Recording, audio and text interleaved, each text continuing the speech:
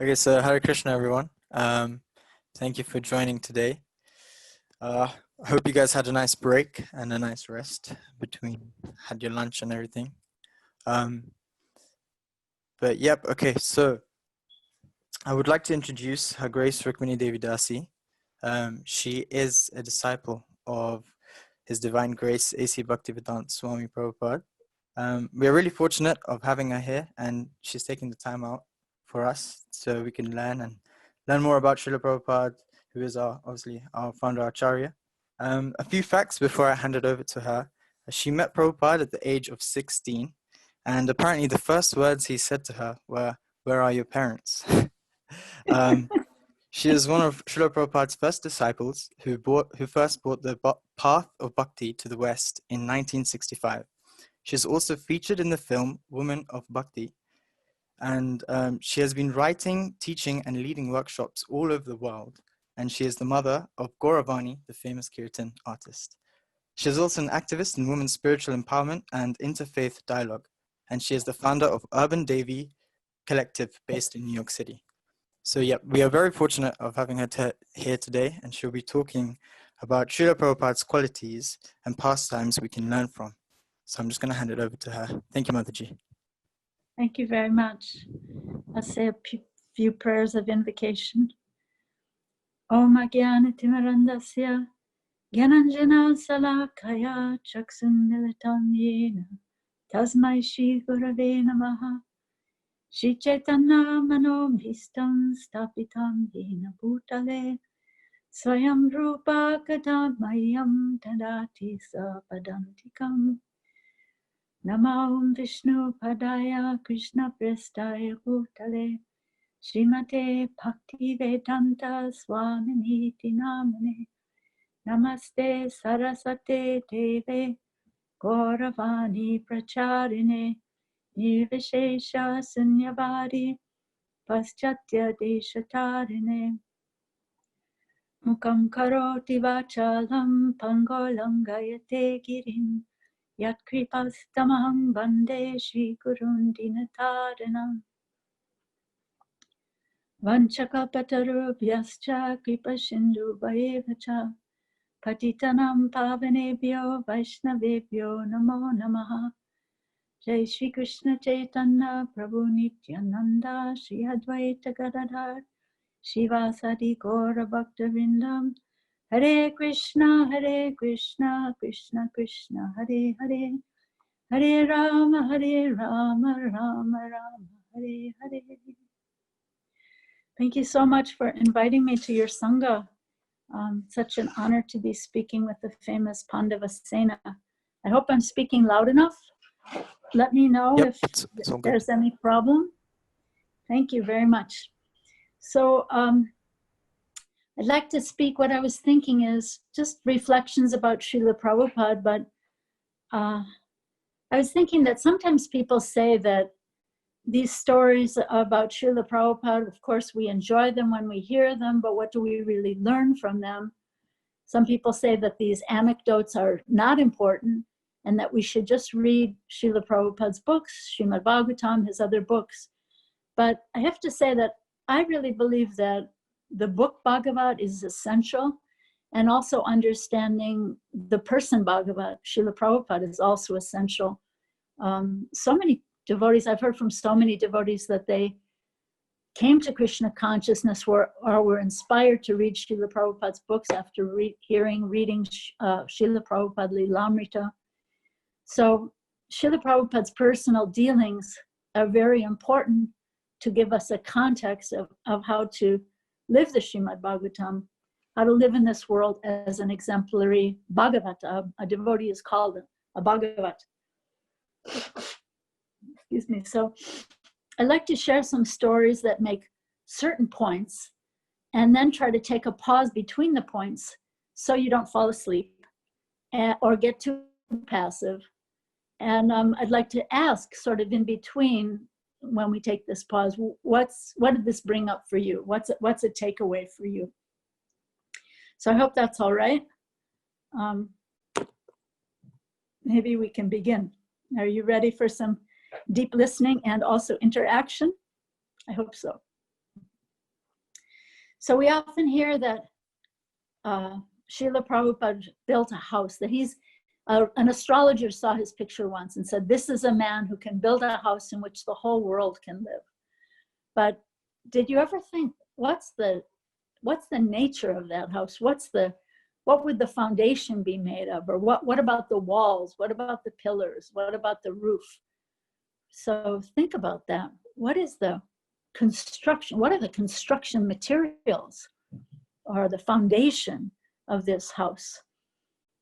So I was thinking that more than anything, it would be the Panch Anga Bhakti, the 5 principles, most essential principles that were instructed in Bhakti, that Sadhu Sangha Namakirtan Bhagavat Shravan Maturavas Srimutira Seva Shradaya Sevan.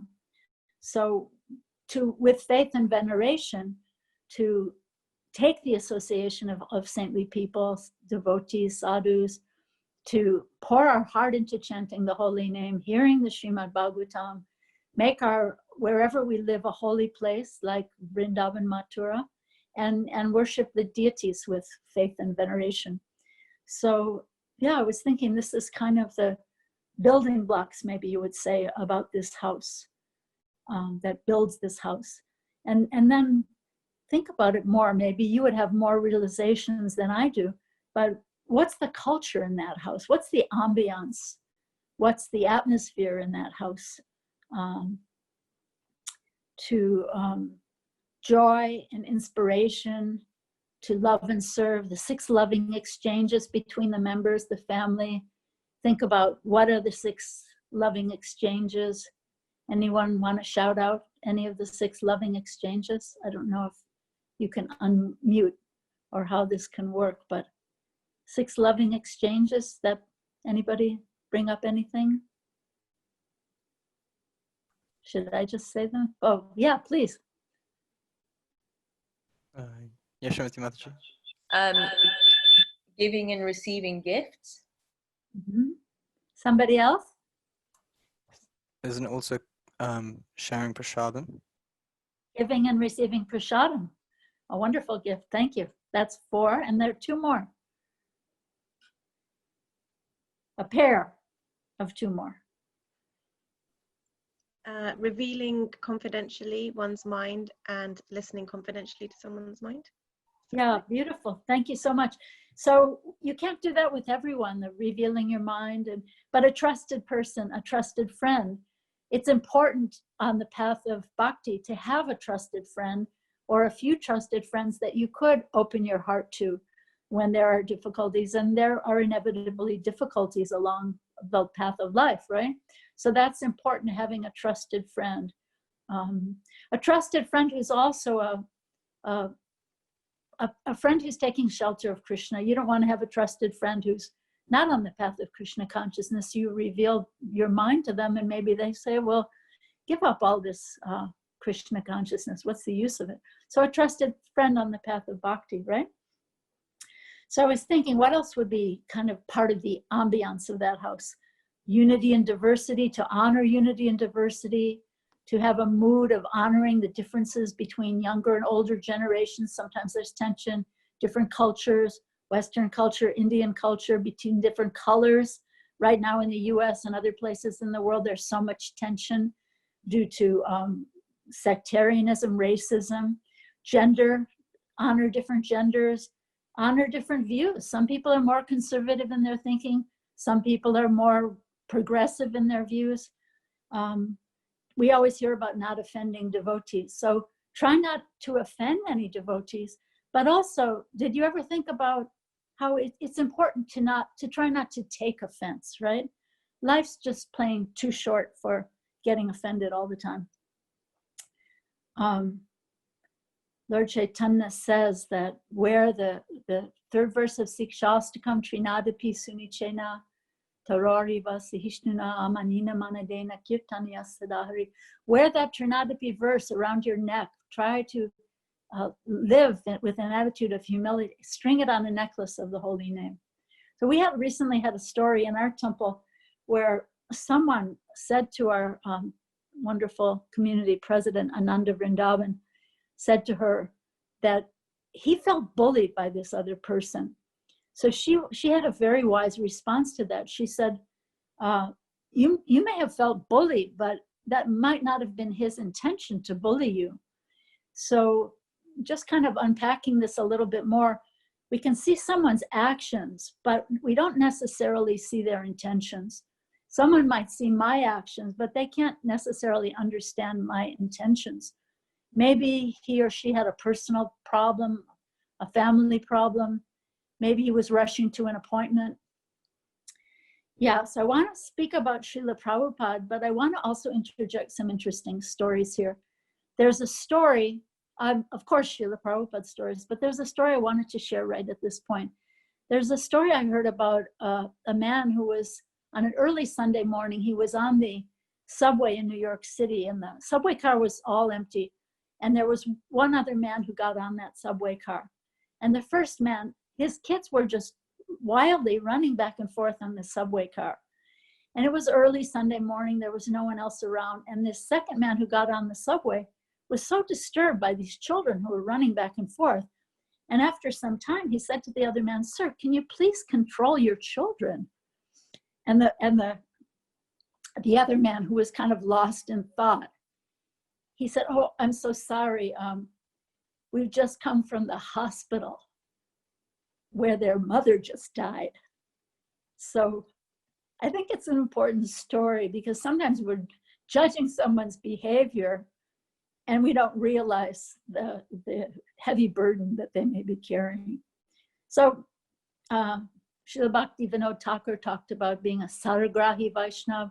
I think it's important to try to be an essence seeker on the path of Krishna consciousness, and not to get caught up in the weeds of differences of opinions, interpretations, ways of serving, sectarian views on everything. Because we are persons, we're individuals, and there are differences. We're not all homogeneous. And in the simple Vrindavan mood, there's so much variety. So many different colors of flowers and birds, and cowherd boys wear different colors and they have different styles, and some of them are funny and some of them are grave. And the gopis have different moods of service, different ways of loving and serving Krishna. There's left-wing gopis and there's right-wing gopis. So I wanted to share with you a little bit of this letter Srila Prabhupada wrote to someone in 1972 that I think is very instructive. And this person was actually a very highly qualified business person. He was an executive in a business company. He came to Krishna consciousness, was inspired by Srila Prabhupada, but then he started to see faults in the devotees and in the temple and their interactions. So he wrote to Srila Prabhupada, and here's Srila Prabhupada's response. This devotee was saying that this is impersonalism, that there are so many problems, but Srila Prabhupada corrects him. He says, it's not so much that because there may be some faults in our God brothers and God sisters, or because there may be some mismanagement or lack of cooperation, that this is due to being impersonalist. No. It is the nature of the living condition to always have some fault. Even in the spiritual world, there is some fault and envy. Sometimes the gopis will quarrel over Krishna's favor. And once Krishna was so much attracted to Radharani that by mistake, he tried to milk the bull instead of the cow. Funny, right? And sometimes when the gopis used to put on their dress and makeup for seeing Krishna, they would be too much hasty and smear kumkum and mascara in the wrong places, and their ornaments and dresses would appear as if small children had been trying to dress themselves. And they were not very expert like that. There are so many examples, but it is not the same as material fault or material envy. It is transcendental because it is all based on Krishna. Sometimes when one gopi would serve Krishna very nicely, the others would say, "Oh, she has done so nicely. Now let me do better for pleasing Krishna." That is envy, but it is transcendental without malice. So we shall not expect that anywhere there is any utopia. Rather, that is impersonalism. people should not expect that even in Krishna consciousness society, there will be utopia, because devotees are persons. Therefore, there will always be some lacking. But the difference is that they're lacking because they have given up everything to serve Krishna. Their lackings have become transcendental because despite everything they may do, their topmost intention is to serve Krishna. And then I'll skip a little bit. And then he says, we should always remember that. And like the honeybee, always look for the nectar or the best qualities of a person, not like the utopians, who are like the flies who always go to the open sores or find the faults in a person because they cannot find any utopia, or because they cannot find anyone without fault. They want to become void, merge, nothing. They think that is utopia, to become void of personality. So if there are sometimes slight disagreements between devotees, it is not due to impersonalism, but it is because they are persons, and such disagreements should not be taken very seriously. And now here's another point, just to close this letter. Prabhupada said, the devotee is always pessimistic about the material world, but he is very optimistic about the spiritual life. So in this way, you should consider that anyone engaged in Krishna's service is always the best person. So such a nice point made by Srila Prabhupada. This tendency to impersonalism, that everyone should be the same, that we expect utopia. Utopians are like flies who go to the open source. So this is the end of my part 1 of my reflections on Srila Prabhupada. What could we work to create in this house Srila Prabhupada built? What ambience, mood, atmosphere? Do you have any thoughts, or what was a takeaway for you here? What did this bring up for you here? What was important for you here?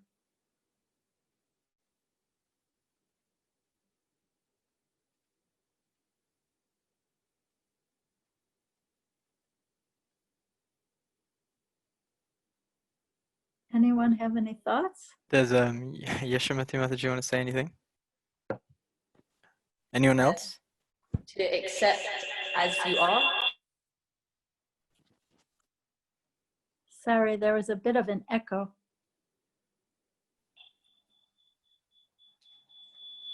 To accept as you are. To accept as, to accept everyone as you are. Accept everyone as they are. Accept everyone. To accept everybody as they are. Yeah. In other words, that they're trying their best, and let me also try my best and try to see the best in them as I try to see in myself. That, you know, I tend to think that I'm a work in progress, and you shouldn't judge me for being so lopsided and imperfect. And so I should try to see others that way too, right? Try to see the best in them, that they're trying, just like I'm trying, right? Is that a good point? Anybody else?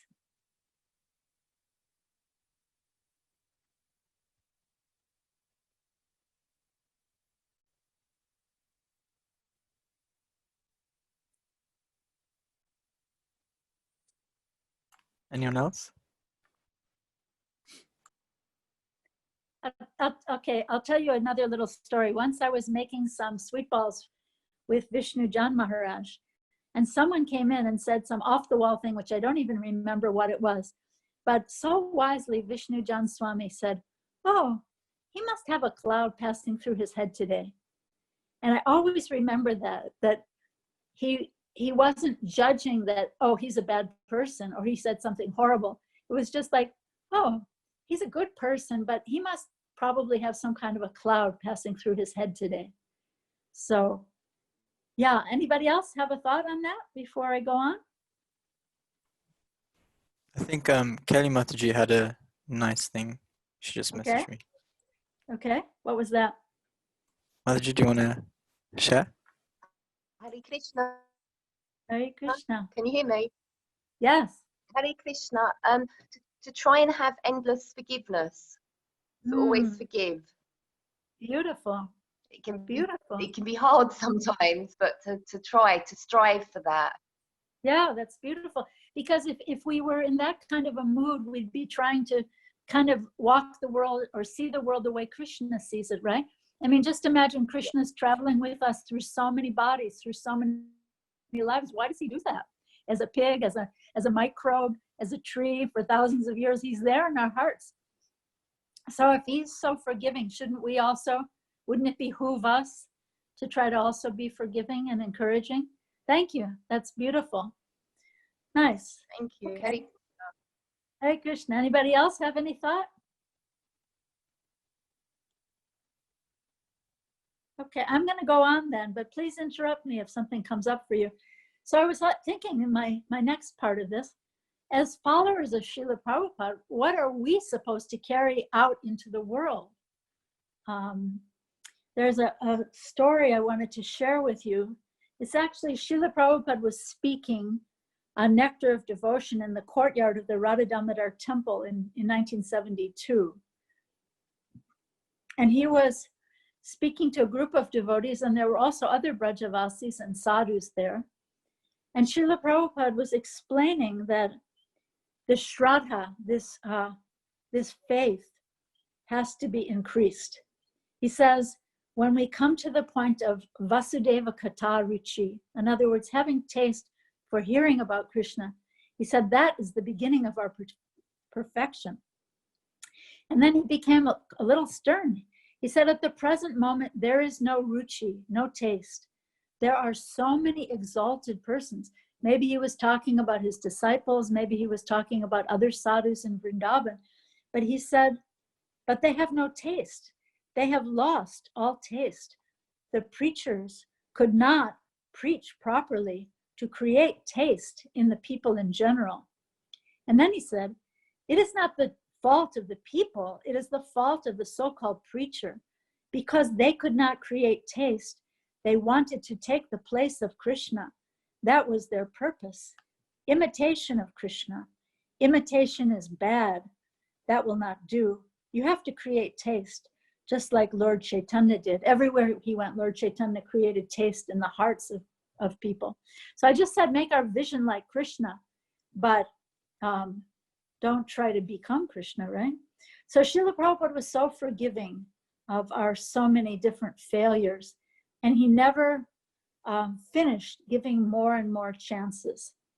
So I want to tell you a story that I don't usually tell. I don't think I've ever told this story in a public gathering, but I want to share it with you because I think some of you may be married or maybe married one day, and I think it's an important lesson. Srila Prabhupada's, sometimes he chose tough love as a remedy to correct his disciples. So Srila Prabhupada was traditional in some ways he was very radical also.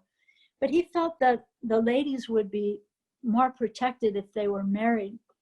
So once he asked me if I would marry someone, and I was so young, like 16 or 17 years old, so immature. And I said, but Srila Prabhupada, or at that time it would have been Swamiji, couldn't I just please remain a brahmacharini for a few years longer? And maybe you're laughing right now, but he relented. And then after that, he came to Boston, the temple where I was serving. And at that point, he kind of had enough of this. And he said, okay, all the brahmacharinis have to get married. And it might sound really heavy to us right now, but this was his love and his care. And he expected that a gentleman or a lady would keep their promise, keep their vows and keep their promise. So this is a little bit of a difficult story. Please forgive me, but I think I should share it. I'm not sure, but I think I should. So I was married in Boston, and my new husband was a fairly new devotee. And after the marriage, we went back to the city that he was from, but he started getting kind of sloppy in his practice of Krishna consciousness. And I guess I was also getting a bit sloppy, and I became sick. And I wrote to Srila Prabhupada that I was sick, and I shouldn't have, but again, we were so ignorant, we didn't know. Srila Prabhupada was everything to us. He was our guru, our father, our best friend, our Ayurvedic doctor, our guide in all things. So, yeah. Anyway, so after writing that letter to Srila Prabhupada, we heard that Prabhupada was coming to New York. So we went to New York to see him. We hitchhiked actually from Montreal, Canada to New York City. And Srila Prabhupada saw me. Actually, he gave me Gayatri mantra then. I was wearing the same sari that I had just hitchhiked so many hundreds of miles in the same sari. I sat down and received Gayatri mantra from him. But he saw me looking so thin and sickly. And he said, here's this tough love. He said that my husband and I should be separated. And this is kind of shocking. Devotees can't believe this story when I tell them. But this was Srila Prabhupada's medicine to heal a broken marriage. So then what happened is this husband of mine came into Srila Prabhupada's room to try to explain himself and defend himself. And every time he tried to speak up to Srila Prabhupada, there was other people in the room. Srila Prabhupada would turn away from him and speak to someone else. And then he would try again. And again, Srila Prabhupada would turn away from him and speak to someone else about something. And this happened several times. I actually heard this story from, I wasn't in the room, but I heard it from someone who immediately came out of that room and told me immediately after coming out of that room. So finally, this happened several times. And finally, Srila Prabhupada turned to him with fire in his eyes, turned to this husband. And with fire in his eyes, he said to him, he said, I have given you my daughter, and you have not taken care. And then he just tossed his head and turned away. So this was devastating for him. So then I stayed in New York, and then I asked if I could go to Los Angeles to learn deity worship. And Srila Prabhupada was gone for a long time. He was traveling in the UK, he was in London, he was in Europe. And then after about a year, Srila Prabhupada came back to Boston, which is where the press was, the devotees who were working on his books at that time. And Srila Prabhupada saw my husband, and he said, oh, where is your wife? And the husband was quite shocked.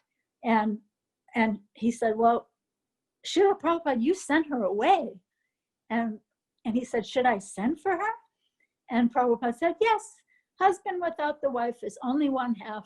Wife without the husband is only one half. So that's quite an amazing story. So apparently Prabhupada envisioned that this separation to be a temporary separation as a remedy to solve these marriage problems. So there's a lot more to that story, more kindness from Srila Prabhupada, but I'm going to stop there. So I'll tell you another story. There was a personal servant of Srila Prabhupada. In those days, if someone was having difficulty, sometimes they would become Prabhupada's personal servant. And so he was having difficulty accepting Srila Prabhupada's statements about us not going to the moon. And he and Yamuna Devi were cooking for Srila Prabhupada, and something exploded in the oven in the kitchen.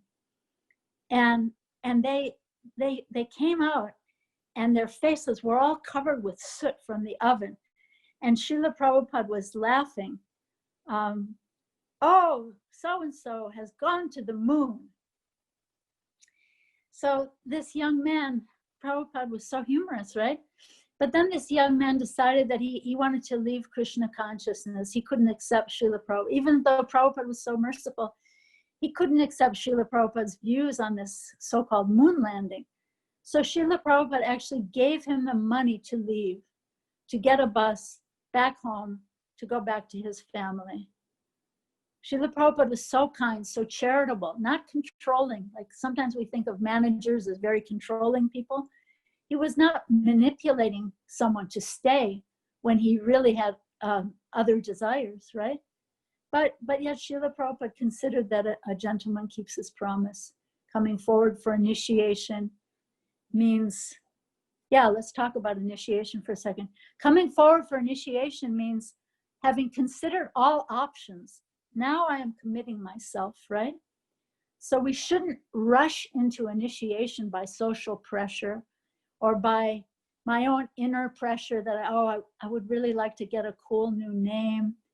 And I wanted to make the point that Srila Prabhupada himself waited 11 years before he took Diksha, although he said he had given his heart to Srila Bhakti Siddhanta Saraswati Thakur at their first meeting.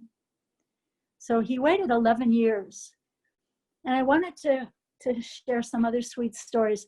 There's a sannyasi in our society now. I'm not going to tell you his name, but he happens to be a very conservative sannyasi. And he used to be a drug addict and quite crazy. And he used to go and visit Srila Prabhupada in his room in New York. So Prabhupada had this little apartment behind the 26 2nd Avenue temple, tiny little storefront temple. And this kind of quite crazy drug addict used to sometimes go and speak to Srila Prabhupada. And Srila Prabhupada would listen to him and talk to him. And then after a certain point, he told me that Srila Prabhupada would say, all right. And then he would be directed, okay, time for you to go.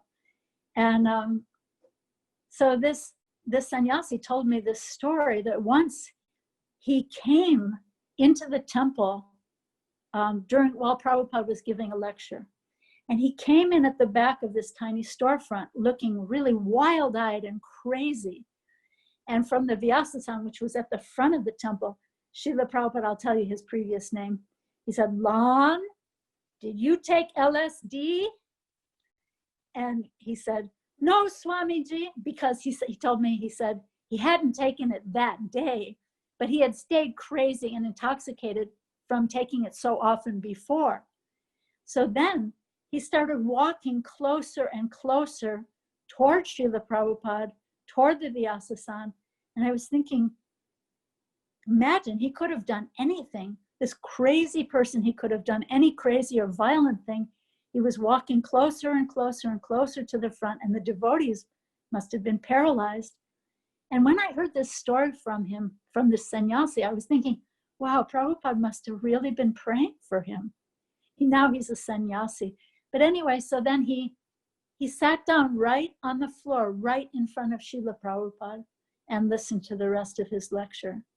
So such stunning compassion, don't you think? So yeah, Srila Prabhupada was not like a cardboard stereotype person. He would never do or say what we expected. In certain ways, he was conservative, as I said. In certain ways, he was radical. He would give different instructions to two different people in the same situation. For example, once he said, you've just taken sannyas. Now, you travel and preach. Don't stay anywhere for more than a few days. And to another person, he said, now you've taken sannyas. Now you stay here and manage this temple.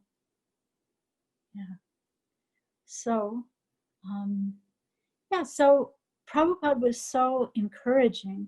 Let me share one other little story. When I was a young disciple, Srila Prabhupada asked me, do you know how to type? Do you know any? I said, no, Srila Prabhupada. He said, do you know any languages besides English? And I said, well, I took Latin in high school. And he said, oh, you are a Latin scholar? And I said, no, Srila Prabhupada. So my point is here that Srila Prabhupada saw and encouraged and engaged each individual according to their different unique talents and capabilities. So this is my end of part 2. What does this bring up for you? What does this bring up for you? Any of these stories? What was a spark or a trigger or some inspiration or takeaway? What will be a takeaway for you here? Anyone wants to share?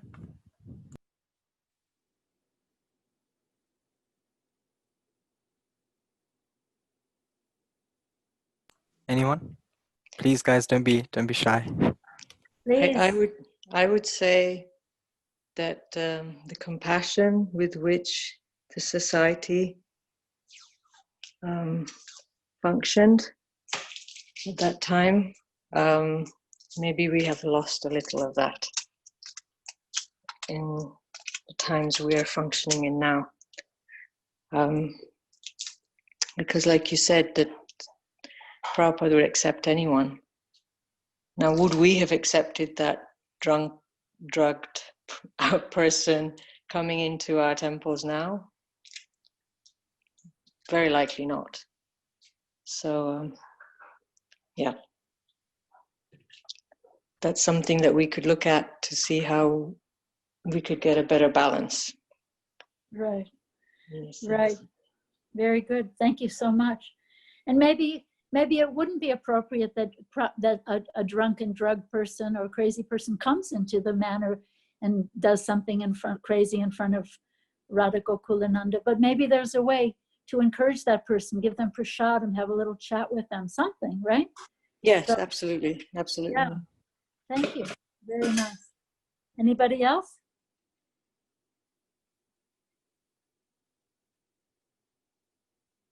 Yes, Parag. Hi, Haribol.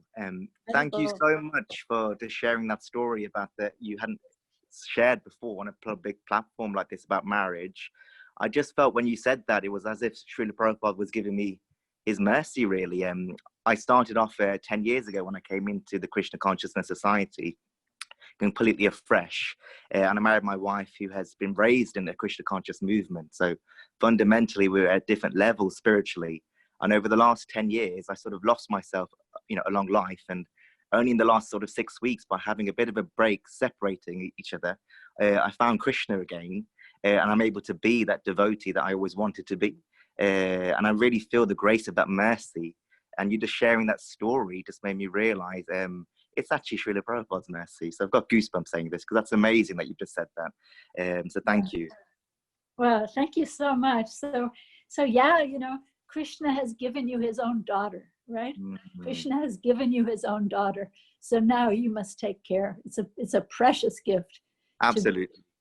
To be married to a devotee, a man who's a devotee, a woman who's a devotee. So thank you so much. And now I'm feeling validated for sharing that kind of heavy story. So I wanted to go on. So my next part is that Srila Prabhupada was very grateful. He writes in Srimad Bhagavatam, one of his purports, that only a fool is not grateful to his benefactors. And once he wrote a letter, I think a lot of you might distribute books. So maybe you've heard this letter before, but he says, this is a letter, a bit of a letter Prabhupada wrote to book distributors in Los Angeles. He said, "You are doing so much for fulfilling the desire of my spiritual master. So you are indirectly the representative of my Guru Maharaj. He has been helping me in this matter by sending me so many young boys and girls. Otherwise, who would help me in this mission while I came here empty-handed and without any friend? I can only pray to Krishna to take care of you. Otherwise, I cannot repay your sincere service in my mission." So just like Krishna said to the gopis, I can't repay you. Your love itself will have to be your payment. So Prabhupada said the same thing, so beautiful. And you're all from the UK, and I was thinking that the Archbishop of Canterbury said something very wise. He said that gratitude is a soil, it's a type of dirt that in which pride does not easily grow. So isn't that deeply wise? That if we want to, we think of, how can I give up my false pride? So this is one instruction that's so wise. If we want to overcome those weeds of pride in our heart, try cultivating the deep soil of gratitude. So yeah, all around us, there are things to be grateful for. I mean, we wake up in the morning, did we deserve another breath of oxygen? No, it's Krishna's grace. We have the sunshine, the moonshine, we have devotee sangha, so many things, the holy name, so many things to be grateful for. But maybe you're thinking right now, well, can we be grateful for everything? Can we be grateful for the COVID virus? Can we be grateful for hate? Can we be grateful for violence? Well, maybe not, but we can be grateful for the lessons we learn from loss, from suffering, from the mistakes we make. And sometimes those are often the lessons that we learn the best, right? Srila Prabhupada was once saying that in 1942 that he was in Calcutta and the Japanese were dropping bombs over the city. It was during World War II. And many people had left the city And somehow Srila Prabhupada was still there. And he said, as he heard the bombs exploding, he said he was thinking, this is also another form of Krishna, but this form is not very lovable. So yeah, to see everything that comes in our life, I can learn a lesson. I can be grateful for, or I can learn a lesson. And so as followers of Srila Prabhupada, we need to try to live in a way, try to see Krishna's hand in ordinary circumstances, in nature, in other people's words. I was thinking also, once an ordinary librarian told Srila Prabhupada, you know, you're writing magazines, but people throw away magazines, you know. They hang on to books, you should write books. So Srila Prabhupada took that advice from that simple person. And when Srila Prabhupada was in New York, he had a stroke, and the doctor told him he should take massage every day and he should walk every day. And Srila Prabhupada took that advice. He didn't say, who are you to give me advice? Don't you know who I am? No, he took that advice as coming from Krishna. So I think sometimes in a temple community, we're all moving so fast. There's so many services. We don't stop to appreciate, right? Maybe someone's been cooking the Rajbhog offering for 15 years and no one says any words of appreciation or encouragement until one day maybe she burns the sabji or puts sugar instead of salt, and we all jump on her case. You made such an offense. So I wanted to share one story with you. When I was a young devotee in the Boston temple, one devotee, she was an excellent cook actually. She was cooking for Srila Prabhupada, but in the rush of the service, she must have forgotten that she had already salted the sabji. So that day, Srila Prabhupada didn't say anything to her about that. But when we received the remnants, they were inedible. They could not be eaten. And the next day, she cooked everything so nicely, so carefully. And Srila Prabhupada complimented her the following day. He said, oh, everything is so nice. He said, yesterday, the sabji was a little salty. So we can learn these beautiful lessons of how to encourage, how to appreciate, how to help people become the best version of themselves. That also, I was thinking that in the Sikshastakam prayers, Lord Chaitanya glorifies all of the benedictions of the holy name in the first Sikshastakam prayer. But then in the second prayer, it's almost like a lamentation that the holy name is offering me so many benedictions, but still I'm not grateful. Still I still commit so many offenses. So yeah, so what can we learn from this? Srila Prabhupada is so grateful, so encouraging. Usually we think it's our duty to heavily chastise other people. You know, I'm in a leadership position. It's my job to chastise you, to correct you. And sometimes that has to be done. But sometimes there can be an appreciation sandwich where you can appreciate someone and then interject a tiny little correction and then appreciate them as the other side of the bread. So have a nice bread of appreciation, a little bit of jam inside as a correction, and then another side of bread of validation and appreciation. I was thinking we want to chastise, but I can try to chastise myself, try to see my own pride, my own charade, my own masquerade, and try to lovingly encourage and appreciate others. Srila Prabhupada was so expert at opening the heart by appreciation. I'm going to tell you another little story that at my initiation, Srila Prabhupada gave me the name Rukmini. He said, Krishna, he said, you are a beautiful girl. Krishna can accept any number of beautiful girls. And then he told the story of Rukmini. And then there was like a beautiful validation, you know? And then he said, so now become more beautiful within also. So it's like he said something to open the heart, and then he injected this beautiful lifelong instruction. Okay, now become more beautiful within also. So that was nice. Sometimes Srila Prabhupada felt it was appropriate to bring down people's pride in strong ways. He was speaking at Harvard University, and one of these very intellectual, brilliant students said to him, what is the meaning of the Hare Krishna mantra? And so as we hear, when we hear the 10 offenses to the holy name, this young man wanted to make an interpretation of the holy name, right? So Prabhupada answered him in such an interesting way. He said, these are proper nouns. He said, you are an educated person. Certainly you know that we don't translate proper nouns. Just like my name is Swami Bhaktivedanta. In English also, Swami Bhaktivedanta. There is no translation for proper nouns. It was so interesting. And then he told another really funny thing at Harvard. He said, he began his lecture by saying, there was once a story in India that the Himalayan mountains were going to give birth to an offspring. So all the villagers were so curious, what kind of an offspring would the great mountain give birth to? So all the villagers gathered at the foot of the mountain, and they were waiting and waiting and waiting. And then all of a sudden they saw all of these mice and rodents come running out of the mountain. And he said, so similarly, Harvard University, such a great university, but they are simply giving birth to hippies. Funny, right? And sometimes Prabhupada, if you listen to his lectures, sometimes you hear him say, in order to bring down the pride of his leaders, he would sometimes quote a Bengali saying, big, big monkey, talking about Hanuman, big, big monkey, right? Big, big belly. But if he tries to jump to Ceylon like Hanuman, then he will be melancholy.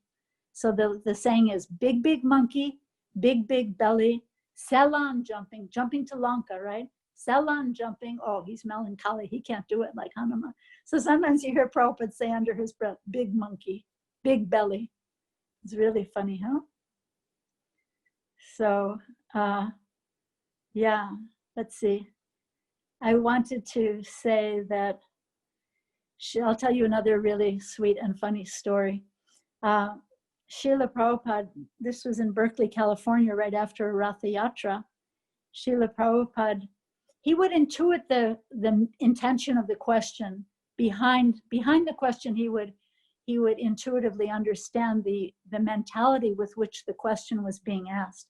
So one of the BBT artists pulled a copy of Teachings of Lord Chaitanya off the bookshelf. And he said, Srila Prabhupada, when we see paintings of Lord Chaitanya, we see that he had quite long hair. And so you can understand that maybe this young man was thinking, why do we have to shave our heads? Lord Chaitanya had long hair. I want to have long hair. And so Srila Prabhupada said, yes, Chaitanya Mahaprabhu, he was hippie. It was so funny. He said, yes, Chaitanya Mahaprabhu, he was hippie. And then he said, therefore, he has come to save you. It's so funny. But because of his Bengali accent, we weren't sure if he was saying save you or shave you. Bengali, all the S's are kind of a little bit more or less SH. So then Prabhupada picked up on that and he was saying, yes, save you and shave you. Lord Chaitanya has come to save you and shave you. And he was laughing so hard and we were all laughing so much. And it was really funny actually because, he had just been to another temple. Malati tells this story that Prabhupada had just been to another temple where they didn't know, and they had the hair on the Lord Chaitanya deity and Lord Nityananda, the hair on the deities was down to their waist. And Srila Prabhupada at that time commented, Chaitanya Mahaprabhu is not a hippie. He told them that the hair should be at shoulder length, right? So then he comes to this other temple and he says, yes, Chaitanya Mahaprabhu, he was hippie. Therefore, he's come to save you and shave you. Really funny, huh? So, yes. Any thoughts before I go on?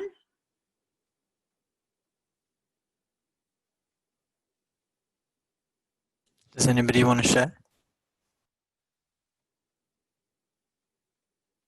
You're all saved, already saved. Actually, I'll interject this one. Anybody have any thoughts?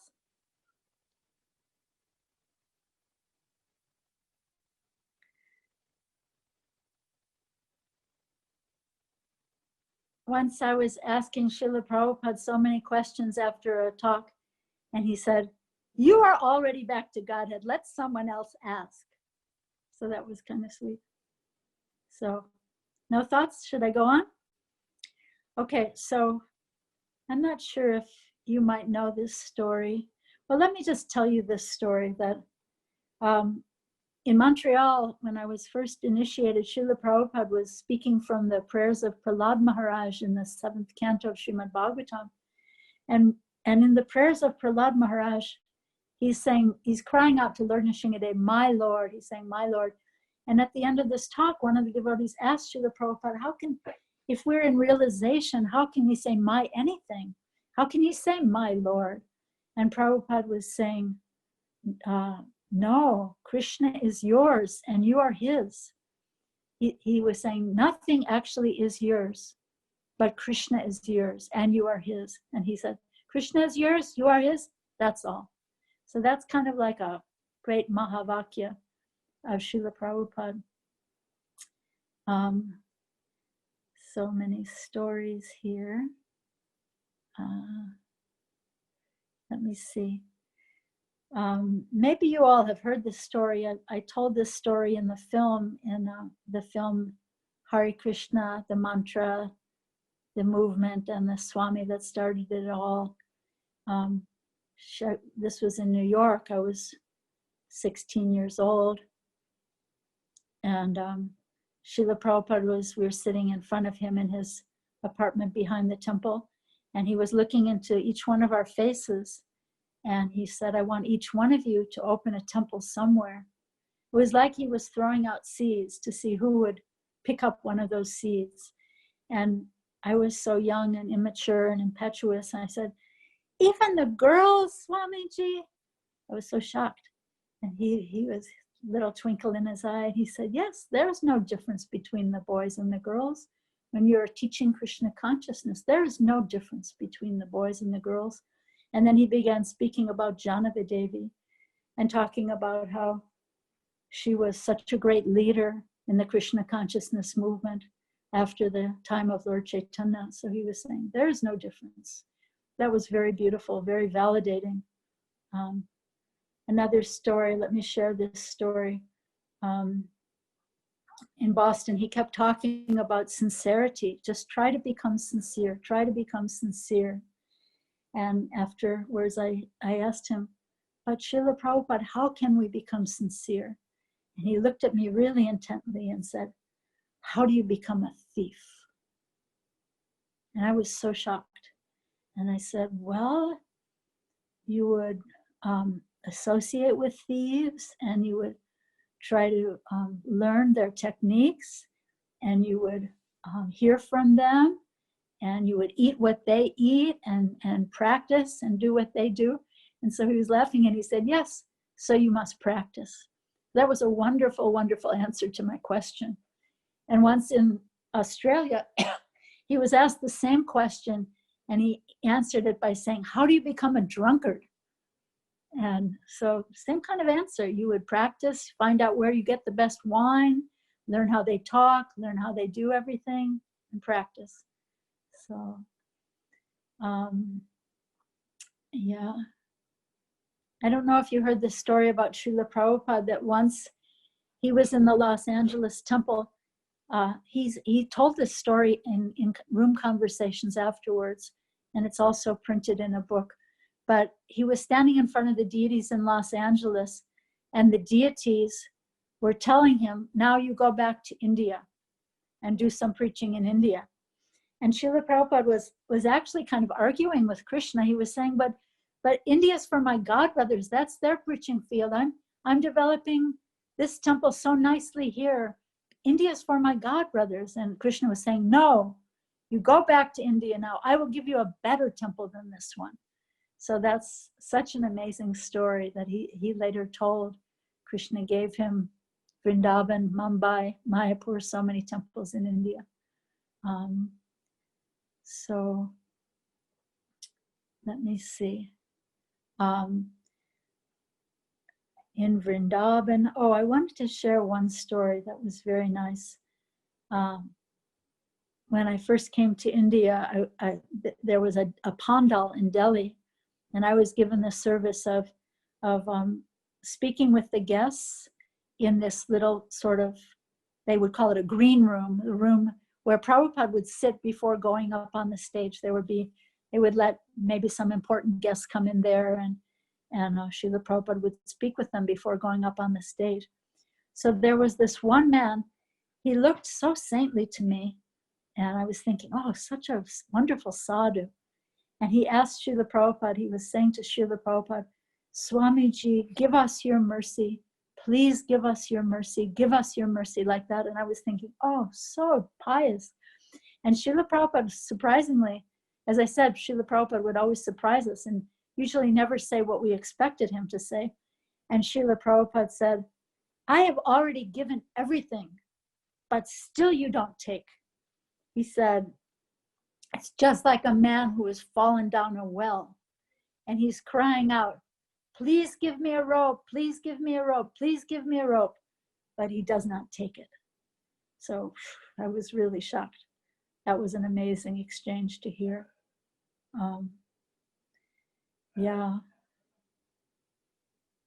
I'm going to skip some things here looking at time, but in Vrindavan, the temple was supposed to open at Janmashtami time in 1974, but the leaders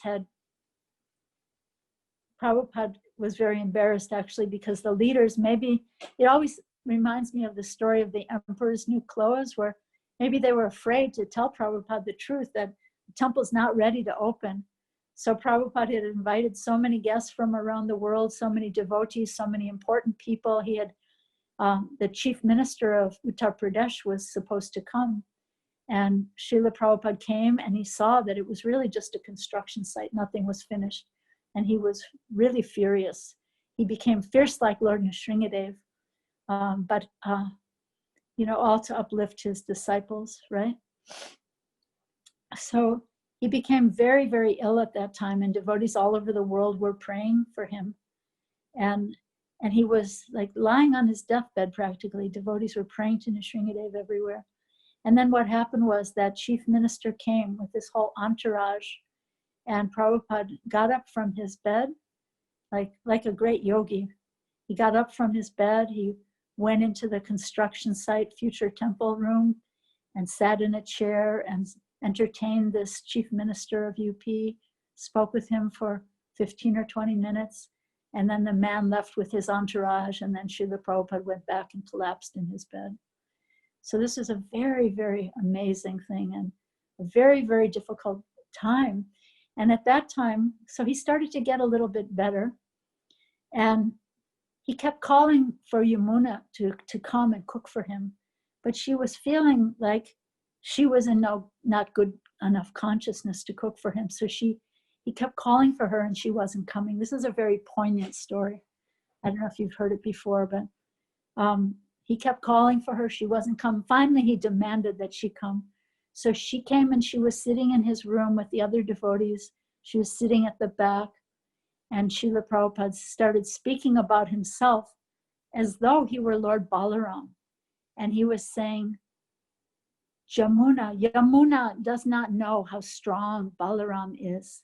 Yamuna does not know that Balaram can drag Yamuna if he wants to. He said, Balaram can drag the whole city of Hastinapur if he wants, and he can drag Yamuna. And some of the devotees in the room didn't know what he was talking about, but Yamuna knew exactly what he was talking about. And she was just weeping. She was just at the back of the room weeping, So right around this time, Prabhupada started taking his walk again, but they would take him out in a car, and then they would sit in a field because he wasn't strong enough to walk. And everyone was sort of avoiding him because he was so fierce. So then at that time, he had sent us to India, a group of artists to India to learn this doll making. We were in Mayapur. And so then in Vrindavan, we made these gopi putal out of these clay dolls. We made these gopi dolls. They're maybe 4 feet tall, maybe 3.5, 4 feet tall. And we dressed them all in beautiful dresses and jewelry. And we set them up in Prabhupada's room to surprise him for when he came back. And it was the most amazing thing. He came back from his walk and his whole mood completely flipped, completely changed. And he was walking all around the house just like a little boy, so innocent and childlike. And he was saying, asking everyone, did you see them? Did you see the dolls that they made? Did you see them? He was asking everyone gathered in his room, all these, ragtag band of disciples who'd made so many mistakes. And he just took his arm and he did like a sweep across all of us. And he said, and I wanted to say his sister was there and she was weeping. She was like a big fluffy white marshmallow. She was wearing white and she was quite plump and she was crying. And she kept quoting this verse, Gopika Ballabha, Radhika Ramana. I've never found that verse, if any of you know it. But anyway, she was weeping and he was exclaiming. And then he took his arm and he just gestured across all of us, speaking about the gopis. He said, you are like them. You are all like them. Most amazing with his Uttamadhikari vision. You are like the gopis. So then he had wanted us to go to London. And because he had seen the lines in London around Madame Tussauds Wax Museum. And so he wanted us to go to London to create a Krishna conscious museum of dioramas in London. But the directors of this project, the devotees who were leading this project, wanted to go to Los Angeles. So then when we were leaving, he felt like we'd learned the art. And he said, it was quite interesting. He said, so very detached. And he said, so now you can go to London or wherever you will go. Just like that. Like Krishna at the end of the Bhagavad Gita. Now I've told you everything. Now you can do what you wish to do. So, yeah, let me see what there's going to be room for here. I want to share some stories. Has any of this brought up anything for any of you? Anything you want to share?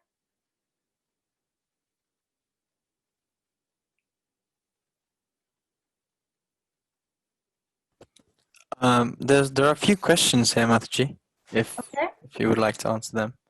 Sure. So the first one, they're all anonymous, but one of them is that what book are you reading from? In terms of, or at the start, I think you were quoting something.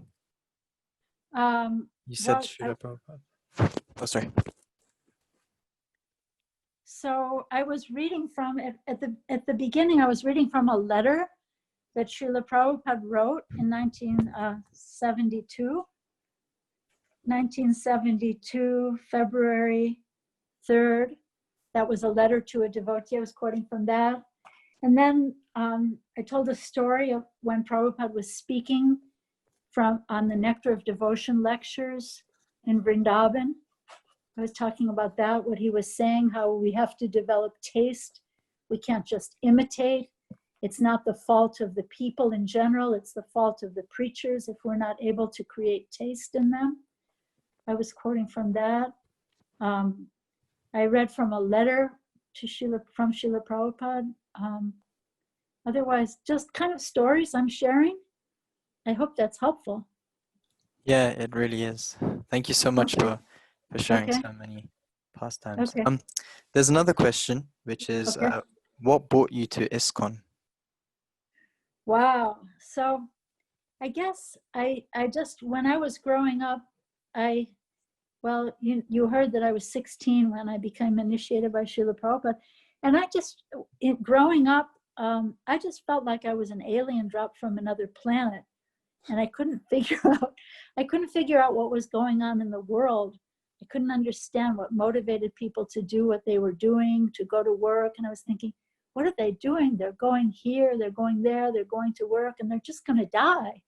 And I just couldn't understand. So coming to the shelter of Srila Prabhupada really gave me the answers I was looking for about the purpose of life. Who am I? What's our purpose?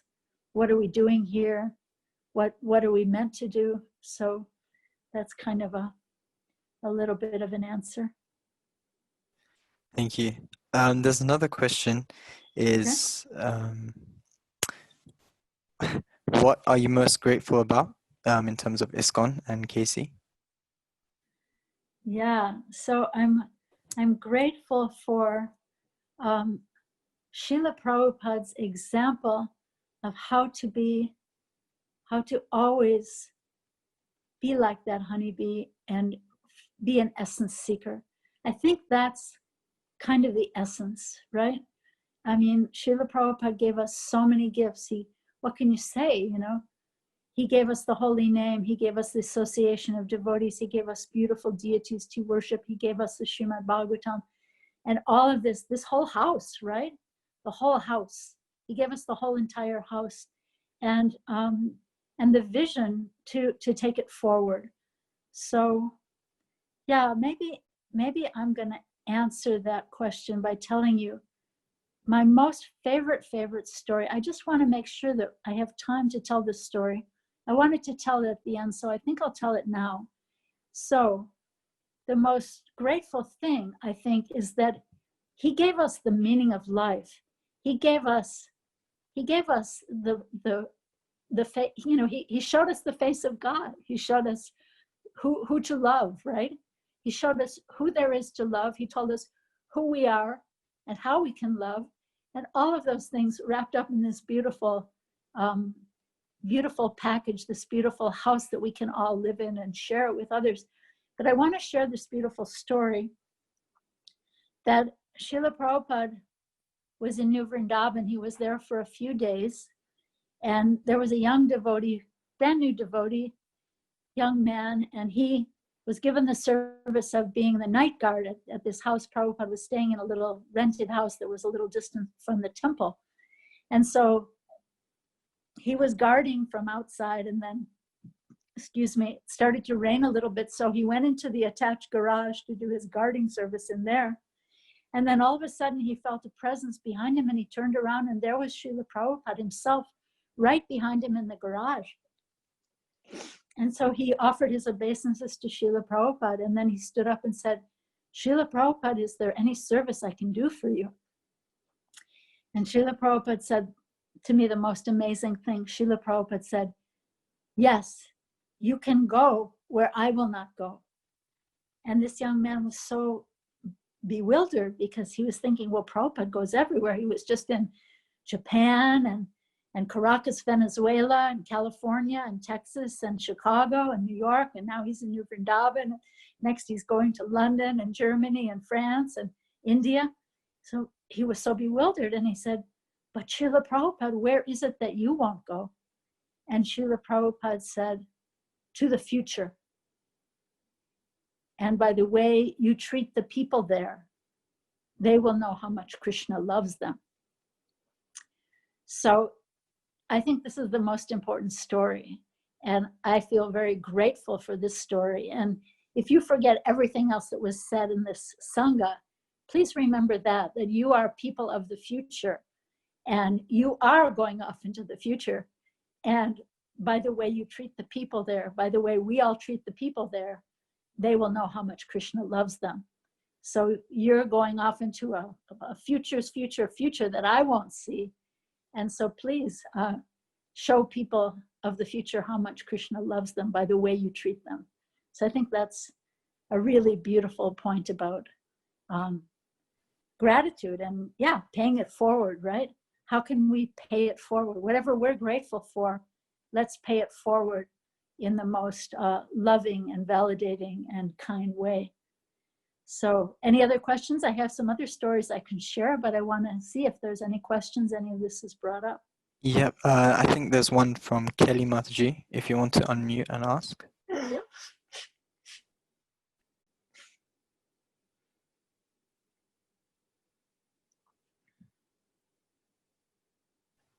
Kelly Mataji?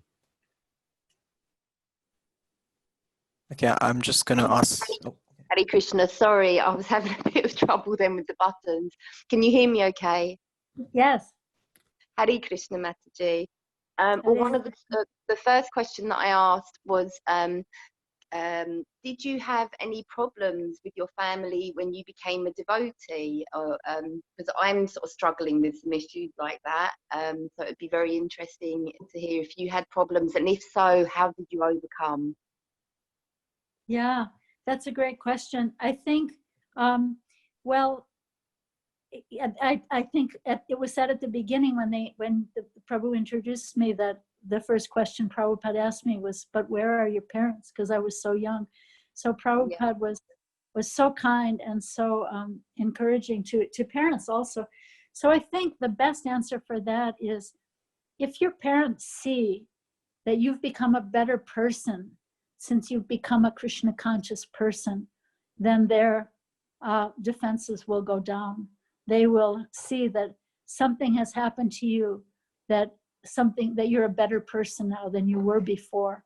That if you're more kind, more appreciative, more grateful, more loving, more caring than you were before, then they will realize that Krishna consciousness is a good thing. And then there's always secret weapons you can use, like prasadam. Like there's a principle called agyata sukriti, which means helping people develop spiritual consciousness unknowingly. So you can bring them some prasadam, like maybe your mother loves apple pie, or maybe they might develop an affection for gulab jamans or some sweets from the temple, or maybe there's some prasadam from the temple that you could share with them, or maybe there's some story that's charming that might open their hearts that you could share. Or maybe there's a very special devotee who's particularly loving and kind that you could bring home to meet them. Or maybe one of them might be open to visiting the temple and seeing the beauty of the deities. So, you have to really pray about it, pray to Krishna for help on this. And like I know my mom came and saw the deities once, and she loved beautiful, she was a wonderful seamstress, and she loved beautiful things. And when she saw, we had tiny, tiny little deities in Boston, and we used to have gigantic masses of flowers. And my mother didn't even see the deity. She said, oh, so she just really saw the clothes. And I remember one person saw the deities and said, why are you worshiping flowers? They didn't even see the deities. And my mother only saw the clothes. Oh, such beautiful dresses. So you never know. But I want to say one thing. My father, like right before he passed away, my father, just a couple weeks before he died, he had this beautiful appreciation of Srila Prabhupada. He actually came to my initiation. And right before he died, he said, he was talking about how Prabhupada came. My father was from New York. And he was saying how Prabhupada came to New York, came to the very neighborhood where my father used to hang out with his friends, the Lower East Side, and how Prabhupada picked up all these young people who wouldn't follow any authority and wouldn't listen to anyone, but somehow we accepted his authority. So that was very, very beautiful. So try to, plant seeds of sweetness, seeds of sweet Krishna consciousness. If your parents or your family is very religious, you can find some resonance with some other tradition. Like, for example, I was just reading Back to Godhead. Here's a beautiful quote from a Christian. He says, in prayer, the principal thing is to stand before God with the mind and the heart, and to go on standing before him unceasingly day and night until the end of life. So maybe if they're religious people, you could find some quote, some resonance, or how it says in the Bible to chant the name of the Lord with loud cymbals and drums, chant the name of the Lord from the time the sun rises till the time the sun sets, that kind of resonance, Or maybe there's someone who they respect who could say something nice about Krishna consciousness, maybe their own minister or a neighbor, or, try to find the low-hanging fruits, right? I hope that's helpful. And that's amazing. Thank you. So many good tips in there. I'm trying the sneak attacks with prasadam here and there, but a wonderful arsenal of tips there. Thank you. Yes, and if there's some sweet ball of a devotee that you could bring home for them to meet, or any such thing. Yeah, good question. Thanks. That's lovely. Anyway, Thank you, Mataji. Thank you. Any other questions or thoughts? Thank you, Mataji. Yeah, I think there was Shreya Mataji who put a hand up. If you want to unmute and ask the question.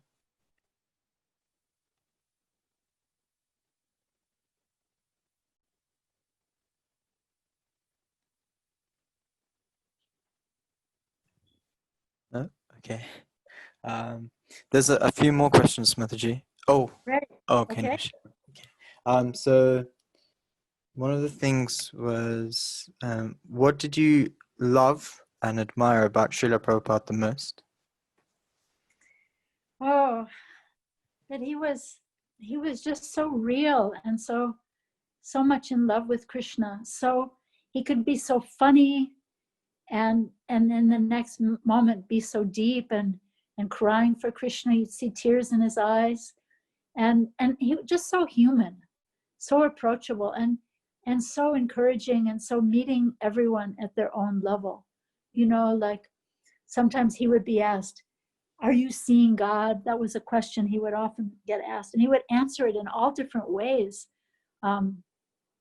Once he said, "No, because you are standing in the way." There was a very proud person was asking that, "Are you seeing God?" with this booming voice. And Prabhupada said, "No, because you are standing in the way." And then another time he was asked that question in such a sincere way, and he was so empathic, he was saying, "You are also seeing God.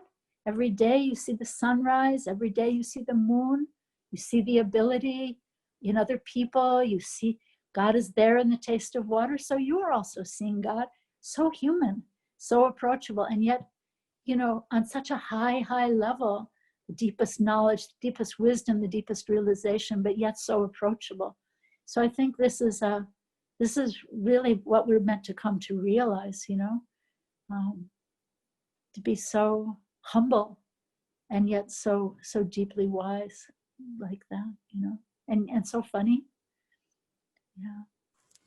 Thank you for sharing, Mataji. We have 10 minutes left, but there's still a few more questions. So, Sure. Yep. Okay. Yeah. So there's one by.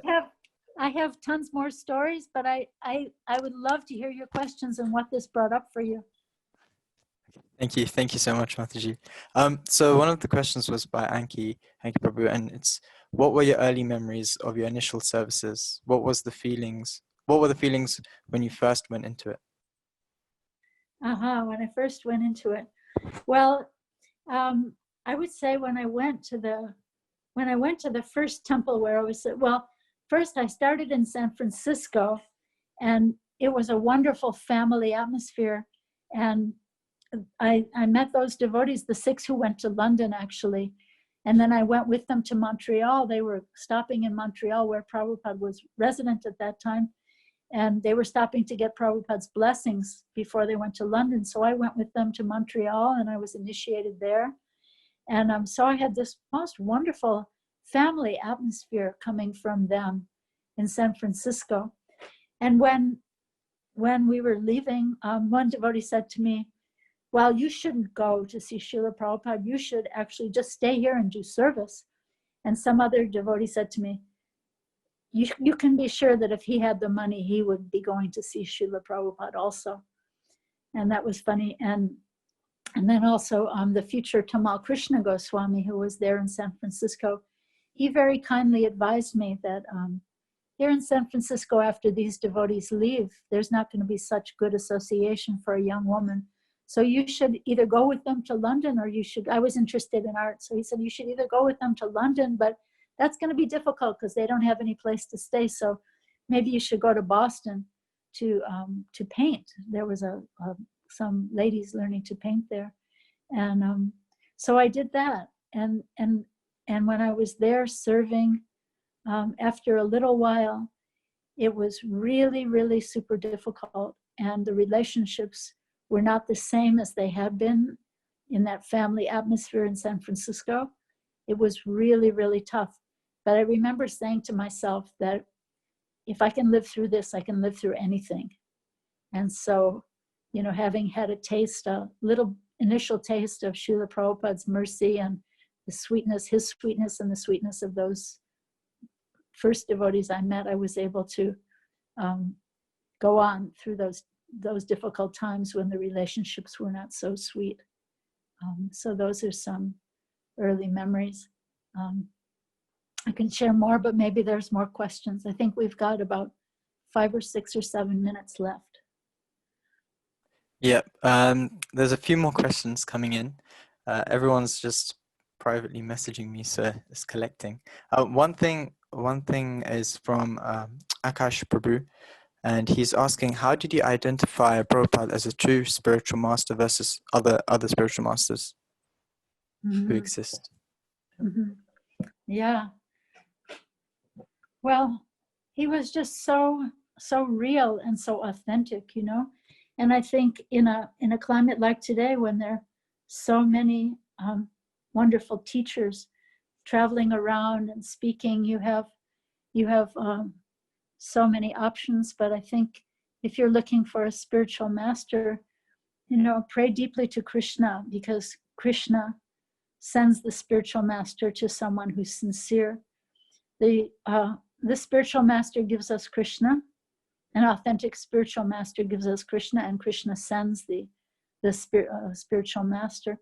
But I think if you're hearing from many people and you're looking for resonance, looking for who that right person would be, look for someone who's authentically representing Srila Prabhupada. I suggest that anyone who's looking for a spiritual master should really read Srila Prabhupada Lilamrita and find out about the character of Srila Prabhupada and see his struggle and his deep desire to give us Krishna consciousness. I mean, at that time, he was the only person teaching Krishna Bhakti. There were other impersonalist teachers. I'll tell you one story. One god sister who was in the temple with me, she had been hearing from an impersonalist yogi who was directing the students to meditate that I am moving the sun, I am moving the moon. And that was the meditation they were given. And she was in Seattle, Washington, where it's really rainy. And she was sitting on top of a mountain doing this meditation. And she was repeating the words that this guru had given. I am moving the sun, I am moving the moon. But she began to think, wait a minute, I'm not moving anything. And it's completely raining today. And there is no sun, and I'm not seeing the sun, I'm not seeing the moon.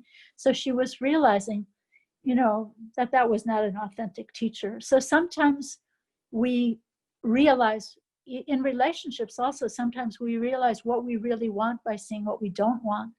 So sometimes we hear from so many teachers and there's not a ring of authenticity to those people. So you have to really pray about it, take it slowly, don't rush into it, and see who the person is that you can find the most resonance with, and who is qualified to bring you to the lotus feet of Prabhupada and Krishna, you know. And right now in the ISKCON society, there are so many authentic spiritual masters. So see who the right one is for you, and take your time. Don't rush into it. It's not a personality cult, and it's not about being part of the club. Take your sweet time and consider very deeply. And I hope that helps. Thank you, Mataji. There's a few more questions. So there's another one from Janisha saying, what's the one advice you would give to someone who's still unsure about joining Krishna consciousness? Yeah, just keep hearing, you know, read these beautiful literatures, read Srila Prabhupada Lilamrita, sit and hear the Srimad Bhagavatam, you know, read everything you can and associate with the deepest spiritual people you can find and see. I mean, I would have to say that my experience was when I started hearing from Srila Prabhupada, it was like, oh, now I understand what Jesus Christ was saying. Now I understand the whole point of, you know, Buddha leaving his palace, and, you know, all of a sudden everything made sense. So I think in this bhakti tradition, there are really authentic answers for us how to live our lives how to love, how to serve, how to perfect this life, how to go back to the spiritual world at the end of life. And I think really deeply pray, because keep hearing from the most authentic sources you can find, and take your time and deeply pray.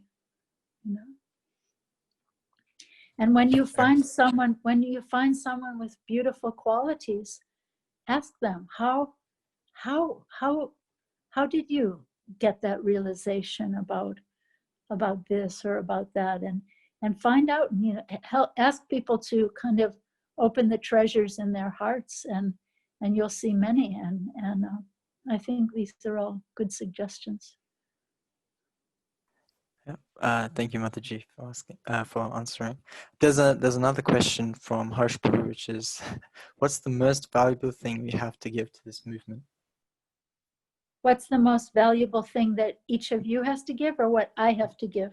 It's just says we have to give to this movement. So that's really beautiful. What a beautiful question. These questions have all been so beautiful and so deep. So it's said that the greatest gift that you can give another person is your attention. So I think we've been given so many gifts. We've been given the holy name. We've been given the association of devotees. We've been given the Srimad Bhagavatam, Bhagavad Gita. You have this beautiful Pandavasena Sangha. So I think the best thing you can give is give it your full attention, give it your full heart. Because if you just, stick a little toe into it and think, I don't know, there's so many people saying so many things, I think I'll check out the bar down the street. You have to really, really delve deeply into it, and really, Starbucks coffee says, pour your heart into it. You have to pour your heart into it to really reap the results. So I think that's really the best answer. And then, that's, and also seeing that this Krishna consciousness movement is giving me the greatest gifts that I can share with the world. In other words, if I just, live my life as a materialistic person, maybe I could give a donation to something, or maybe I could help an old lady across the street or whatever. But through the knowledge that's being given by Srila Prabhupada and Srimad Bhagavatam, by Lord Krishna, by Lord Chaitanya, we're being equipped to help ourselves in the deepest possible ways, and also to help others, to help.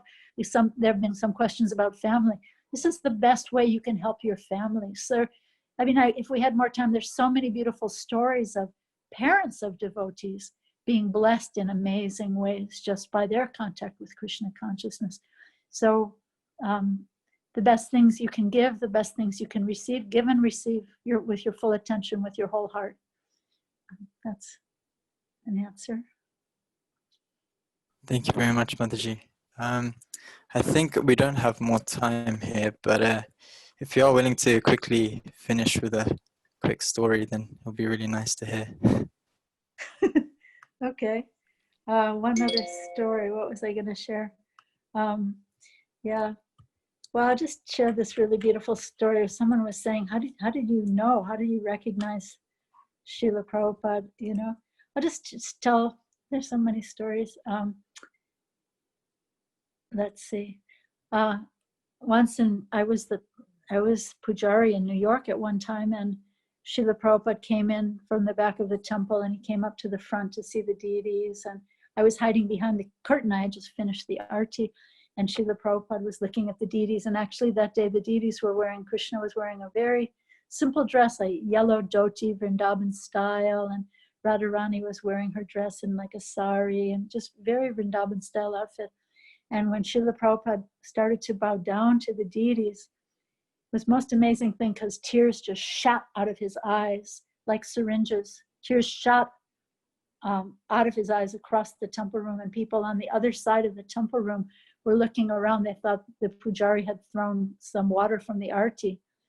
And Prabhupada bowed down very humbly, and I jumped off the altar, and I was just told my friend, I said, those are Prabhupada's tears, and we were just putting Prabhupada's tears on our head.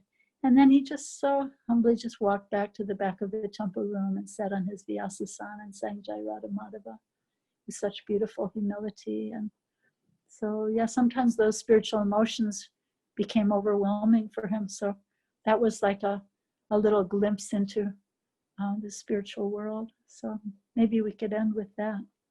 Thank you all so much. My deepest gratitude to all of you. And please remember, go to the future, and by the way you treat the people there, they will know how much Krishna loves them.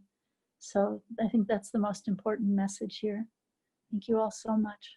Thank you so much, Mataji. So I just want to say this is the only session that Mataji will be doing, unfortunately. And we got a little bit greedy at the end, asked for a quick story, but I just want to say thank you so much, Mataji, for sharing your intimate pastimes with Prabhupada. And actually, can I say one other thing? If any of you would like to receive the blog I send out, I do a blog called it's at urbandevy.com, and you can send right to that email address and give your email and subscribe to it. And I send out blogs all the time. So urbandevy.com. Yep. So everyone, please do follow urbandevy.com. And yeah, I just want to say thank you, Mataji, so much for taking your time out. Thank you. And yes, it was just, we're all going to be reflecting over these pastimes for a long time. And yeah, thank you very much, Mataji. I hope you can join us in future trips. Hopefully it's going to be open next year. So yeah, thank you very much. Thank you so much. Hare Krishna. Thank you. My great honor. Thank you so much. Hare Krishna.